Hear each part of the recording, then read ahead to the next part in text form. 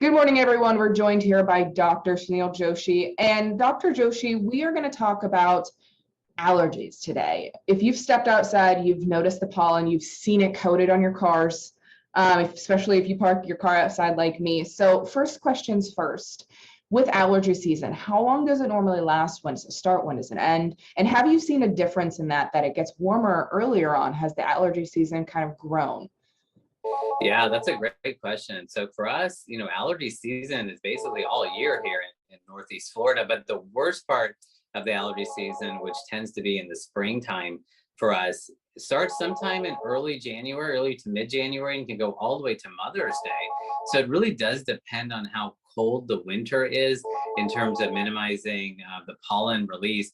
And so for us, it can be a pretty long season. When it is warmer, like we had a very warm December, that typically leads to pollen being released much earlier in either late December or early January. And then it's still going to go on all the way until May, right around Mother's Day is when the tree pollen season tends to come down. And then we jump into grass pollen season. And then in the fall, we go towards the weed pollen. So this is the worst time of the year for us, but it certainly is longer because of the warmer winters we've been having lately. Yeah, so that leads us into our next question. Would you consider it right now? A lot of people are sneezing, coughing. Would you consider right now being a kind of bad part of the season? Oh, it absolutely is. And so, yeah, the very beginning when the pollen first starts coming out is a bad time. But also as the weather starts to warm up a little bit more consistently, like it is now, the wind is blowing, the humidity is a little bit lower than it typically is. These are usually the worst pollen days. These are the days when most people feel like they want to open up their windows and keep their windows down when they're driving their cars. And those beautiful days here in the spring are usually the worst days for pollen, unfortunately. And that's kind of where we are right now. So it's like a double whammy. You want to open your windows in your cars, plot twist, bring on the allergies. I can see that. And what would you consider the typical symptoms to be right now?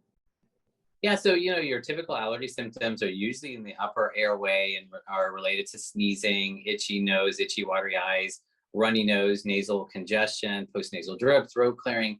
But you can also have asthma-related symptoms associated with their allergies, such as coughing, a dry hacking cough, wheezing, or shortness of breath, all be from your allergies, in fact.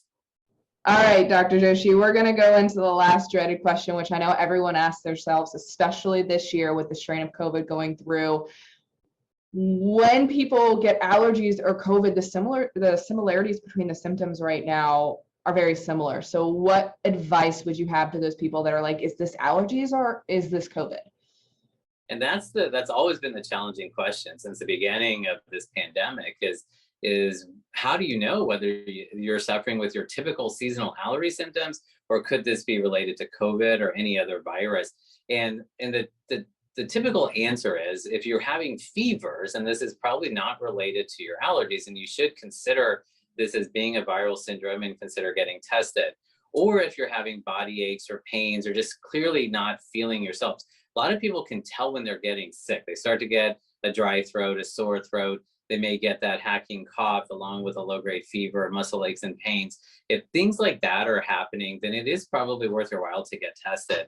If it's your classic allergy symptoms that you get this time of the year, every year, then you're pretty safe to say that it's allergies. But the other thing I would also keep in mind is it really also, if you're trying to determine whether you should be tested or not, pay attention to community spread.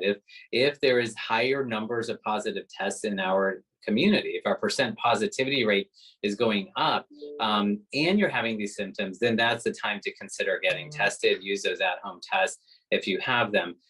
When we have very low community spread, and if you typically suffer with seasonal allergies and you're not having fevers, then you probably can avoid being tested in that scenario. All right. Again, all great information. Thank you so much for joining us today. And thank you all for this great advice heading into allergy season. Thank you again, Dr. Joshi.